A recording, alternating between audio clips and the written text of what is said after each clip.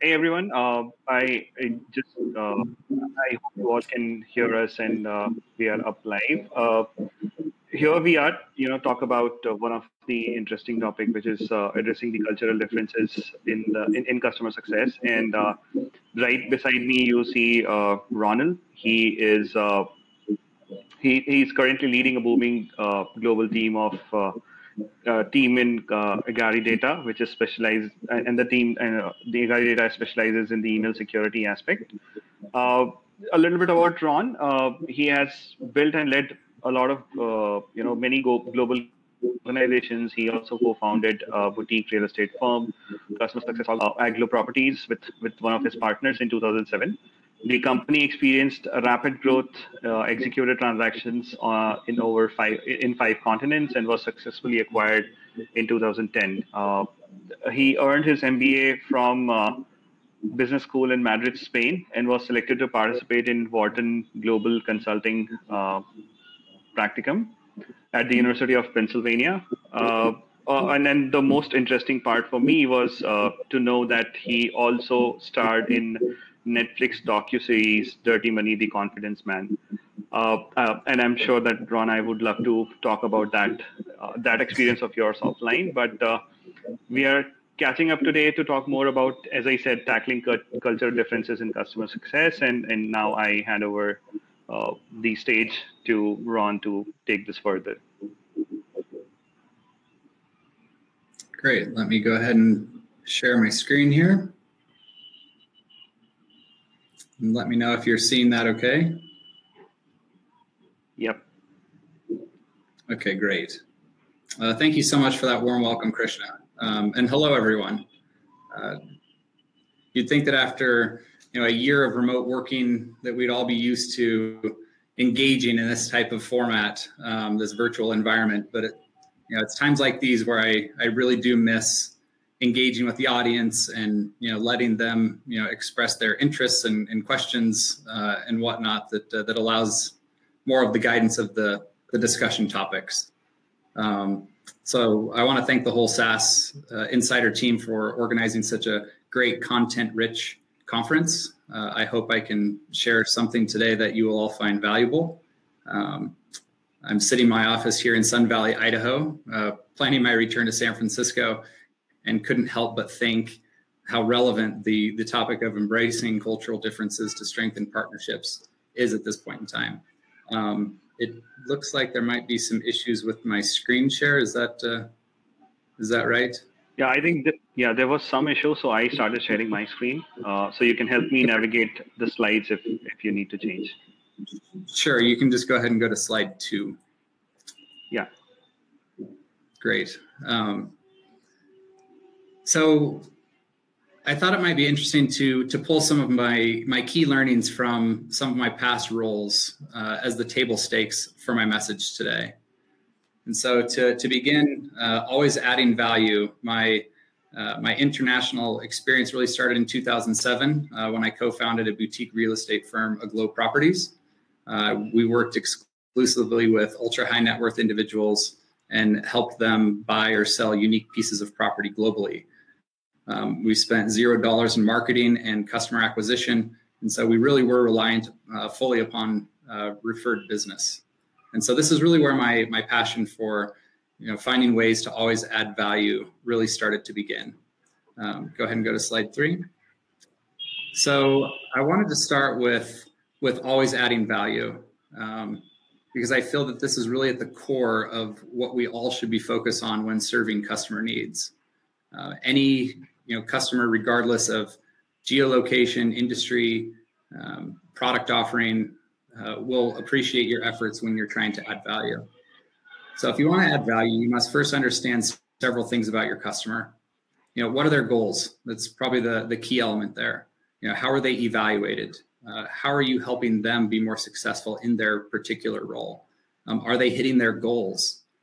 Do you have a relationship map to establish your engagement strategy across the organization to ensure that you're learning and understanding what every stakeholder's goals are going to be representative? These are very important strategies. It's nearly impossible to add value over time if you don't have a clear understanding of these questions. I explained to my team that if we don't understand how our main points of contact, especially our champions, are doing performance-wise, then there's going to be a significant amount of hidden risk as the result of them possibly not doing well come review time, changing teams, changing companies, potentially losing their jobs if they're not hitting their goals. And so you also need to know your customer's business. So how do they define success for their business? With Aglow Properties, success for the most part for the vast majority of my customers was really to buy or sell a piece of property without anyone ever really knowing about it. And so once I had a clear understanding of what my customers valued the most, I was able to focus on that area and earn what I called or would consider a customer for life. So this was especially difficult given my customers were able to really afford anything. They could work with anyone they wanted. Everyone would love to work with them. They could afford any type of property. They received the best treatment wherever they went. And so for me, staying focused on what they valued the most, which come to learn was discretion, really enabled me to build trust, credibility, and confidence with them. Little did I know that this type of strategy would actually end up being my ultimate demise. I spent the vast majority of my time outside the United States. And so when I learned that I was going to be soon to be dad, I needed to find a replacement for someone to attend all of my on-site visits. Unfortunately, my customers did not embrace with this replacement.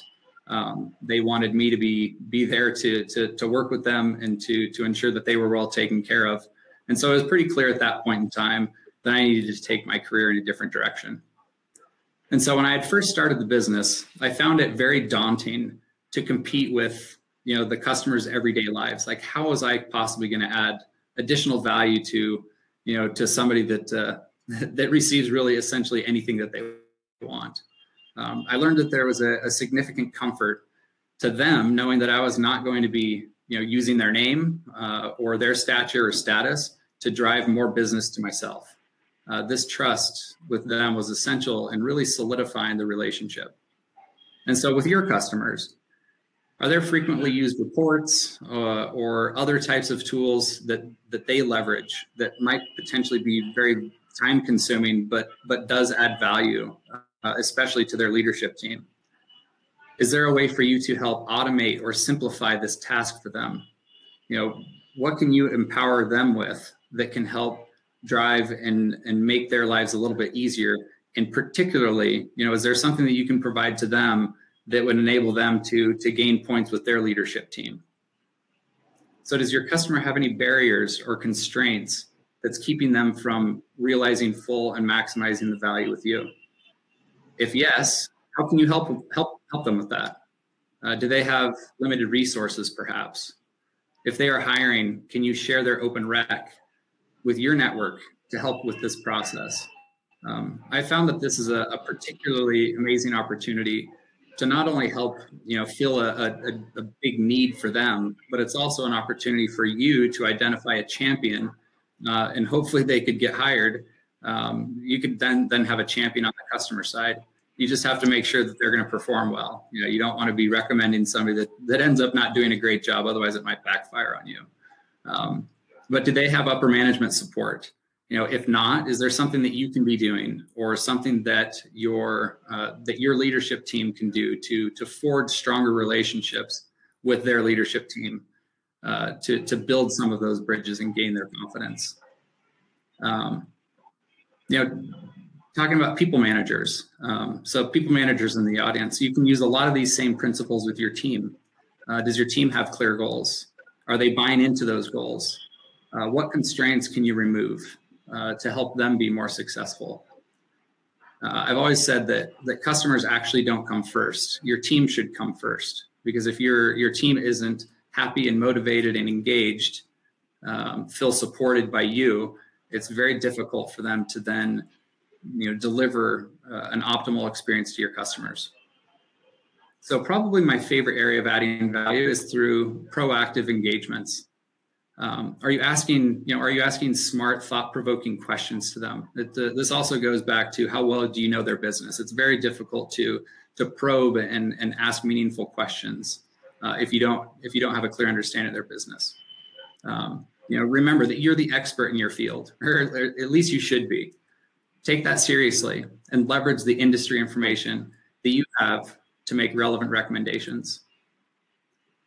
When was the last time that you proactively conducted some form of analysis of perhaps some historical data, found some learnings, and shared those with your customers? If your answer is never, or haven't done that for a very long time, this is an amazing opportunity for you to build a ton of credibility with your customer. An example of this, my team at Epsilon managed a very large relationship with Gap Inc. We managed the majority of their digital advertising spend across all of the Gap brands. And I'll never forget this one particular analysis that my team ran, mainly out of curiosity, honestly. The Athleta marketing team had been significantly increasing their spend around store locations. And so they were really wanting to geo-target whenever new swim lines were going to be released.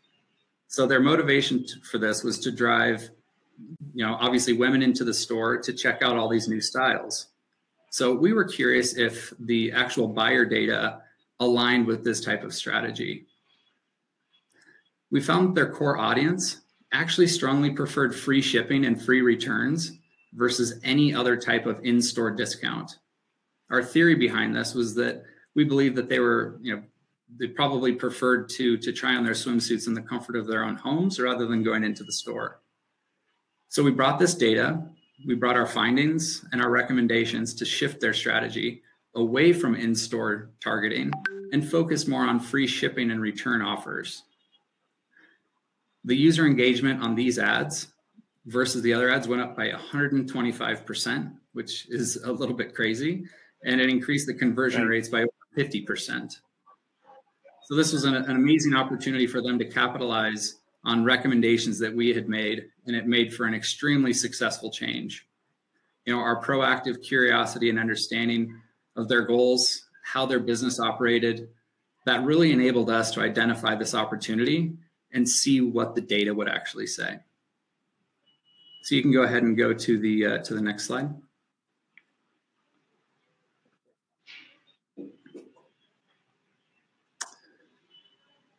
So after selling our real estate firm, a natural next step for me was to attend business school.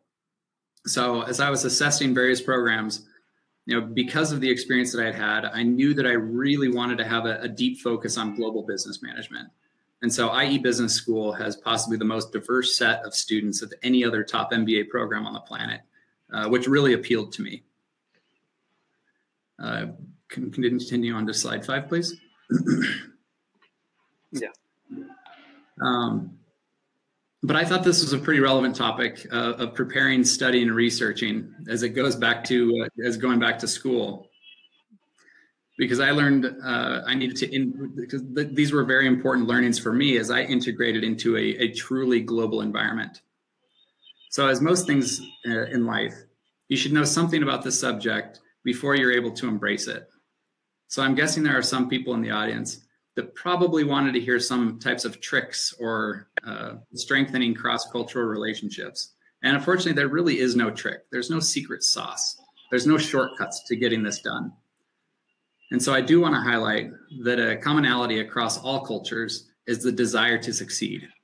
This is why all of my recommendations today are really based on best practices, and when implemented properly, will empower you to strengthen any customer relationship, no matter what culture, industry, or life cycle your customers are in. So before venturing into unfamiliar environments, be sure to properly prepare. What core values does your customer have?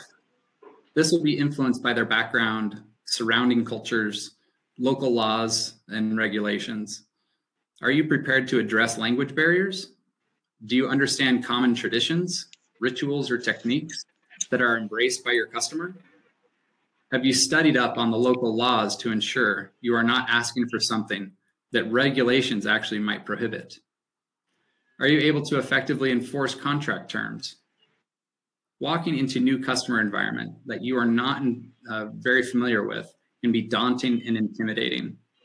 The more you're able to research, study, and prepare, the easier it is for you to establish connections, find common grounds, and map out success criteria in order to set proper expectations. So on the topic of expectations, you can go ahead and go to slide 6. This is probably my favorite topic of all, because it isn't just essential for customer relationships, but it really does help in all aspects of life. You know, managing expectations is certainly a skill and one that takes deliberate practice. My 11-year-old daughter would probably roll her eyes right about now, because every time I ask her to stop playing video games or stop reading her book to go to bed or whatnot, I always get the standard answer of, okay, be right there, followed by a very, very, very long delay. It also reminds me of, you know, when I was growing up, me and my brother would love to watch sports games, and my mom would tell us to go to bed. And my brother's classic statement was, but there's only 2 minutes left in the game. Well, that 2 minutes always turned into 30. And so that was always very fun. So effectively managing expectations is extremely powerful. It builds trust, requires communication, and at times can be very uncomfortable when you know a customer wants something that is simply not possible. So in these situations, expectation setting is essential to maintain trust with your customer. Go ahead and go to slide 7. So at times, reality can feel an awful lot like the squiggly line. You know, there's no clear path. It seems way overly complicated. You know, something I strongly recommend whenever starting a new role is to establish proper operating procedures between you and those that you work with. I always start with a roles and responsibilities exercise. This establishes expectations from the start. Having clear roles and ownership alleviates confusion, blaming others, and helps drive efficiency. You won't be able to set effective expectations with your customers if you don't have your own house in order first. So things such as mapping your escalation processes, having an organized single source of truth for tracking customer product requests or needs, you know, working off of a defined product roadmap with delivery dates. You know, all are areas that can cause confusion, misunderstandings, and delays for your customers. I had to include managing up and down because the relationship you have with your team or cross-team members, as well as with your boss, will greatly enhance when you can effectively manage their expectations. You know, delivering bad news in full and as quickly as possible to the recipient, you know, can make it much easier and much more digestible for them to be able to take that bad news and start to prepare and establish business processes for themselves as a result of this new information. It's always funny. Sales is always arguing with product, saying that they're not building, you know, capabilities. Their capabilities aren't good enough. Product is always arguing with sales, saying that they're selling capabilities that the product was not designed for. This is where customer success comes into play, takes center stage, right, and is able to establish those customer expectations and bring product feedback back from the customers, bring it back to the product team so that they can iterate and improve the product over time. So in reference to customer expectations, you won't ever win if you have not clearly defined KPIs establishment from the start. Establishing measurement criteria, if that's not agreed upon, and if performance expectations aren't given, trust with your customers will either increase or decrease when working through difficult, problematic situations. And the driver of those lies simply within your ability to proactively communicate whatever situation you might find yourselves in. Lastly, and you can go to slide 8, is really showing empathy. I thought that this topic, would be a good way to wrap the session well. That really helps drive the relationship forward with your global customers is your ability to show empathy. and slide 9. So the global pandemic that we've all been dealing with has really forced me to develop my ability to show empathy with customers and coworkers alike. I want to start by giving all those suffering or dealing with the awful impacts of COVID-19 my well wishes, especially my friends in India, who are especially fighting a very difficult battle at this time, and my thoughts are with you all. For me, empathy really starts with my ability to assume positive intent. I learned that many disagreements and frustrations are actually a result of my losing sight of positive intent. You know, mistakes will be made, processes seemingly will be ignored, and time delays can cause, you know, a lot of friction. You know, they cause me to get very critical and think that, you know, I wonder if my counterpart is doing this to tick me off, or why are they being lazy, or, you know, making accusatory comments. Turns out 9 times out of 10, when faced with these situations, there is a cause that is not the result of malintent. You know, people rarely intend to offend, and oftentimes friction is simply the form of misunderstanding. You know, so with your customers, you have to be able to celebrate together. You have to be able to celebrate the wins. You have to be able to come together and commiserate the losses or the struggles. You have to be able to come together to improve the process so that you have a better outcome the next time. You need to be able to improve your own emotional intelligence. You know, this will empower you to control your emotions, understand how you're reacting to various situations, and allows you to self-reflect, remain centered, and provide thoughtful guidance. And so on slide 10 in closing, you know, I was really grateful for this opportunity, because it really gave me a chance to take a step back and reflect about ways that I've been able to replicate success through all various customer engagements and relationships, no matter who the customer is, where they're located, or what lines of business they're in. You know, it allowed me to get to regain perspective and look across the different avenues that I've had, and what are some of the common traits and commonalities that I've identified across all of those engagements. So striving to add value, you know, during every customer engagement. You know, this would even include going down to details such as canceling unnecessary meetings. You know, no customer wants to get on the phone with a boring vendor that's going to take up their time and not add value. So it's always trying to add value during every single engagement. Being properly prepared. You know, preparation is essential. You know, it really differentiates the people that are polished and prepared and ready to address any type of situation, versus those that are scrapping things together and not ready to address questions that might arise in a meeting. Manage expectations. You know, this one is again my personal favorite. You know, as long as my expectations are being managed as a leader, you know, I can really deal with any situation that my team is going to throw at me. You know, it's the surprises that cause problems.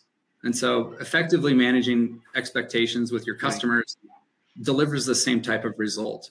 You know, it allows them to pivot and make decisions when you might have given them some information that isn't aligned with what they're wanting to hear. Another thing that this does when you're giving proper expectations, if you do have to deliver bad news that you know your customer is not going to be happy about, this is going to give them the opportunity to expound and explain further why they're making a certain request, or why they need a certain request or a certain iteration or a product enhancement completed. You know, this gives you the opportunity to then go back internally and again advocate for them. But it all starts with managing expectations. And then lastly, finally, showing empathy. This is a newer approach for me. You know, COVID really has, you know, made this an essential part of business, which I'm grateful for. You know, coming from a place of understanding, you know, during this certain business environment, you know, it's going to help, you know, hopefully create business customers for life. And so with that, I would like to turn it over and see if there were any other questions that I can help answer.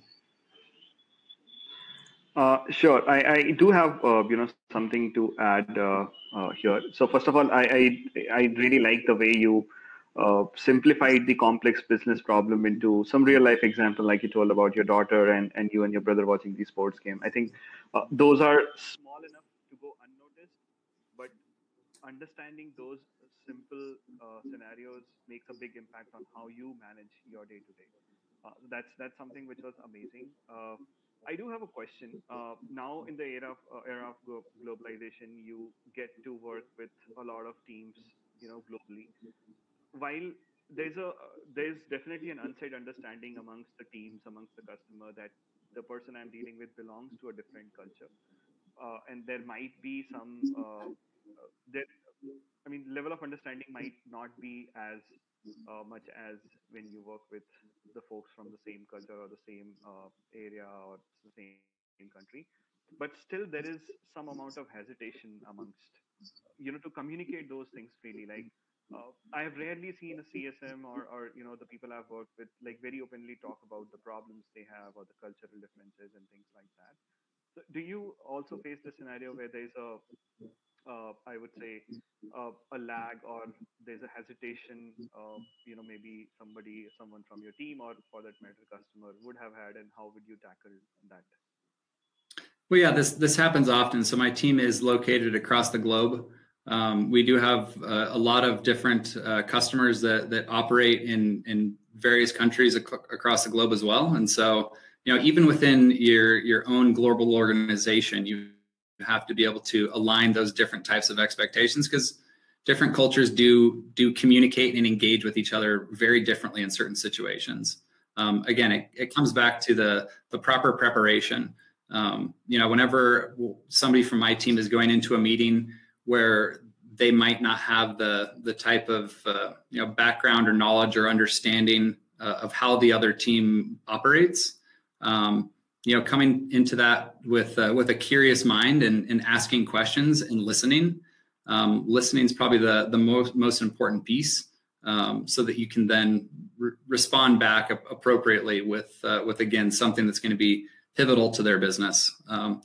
So the proper preparation and listening, giving them your customers or whoever it is that you're communicating with the opportunity to speak, to be heard, I think can be very powerful.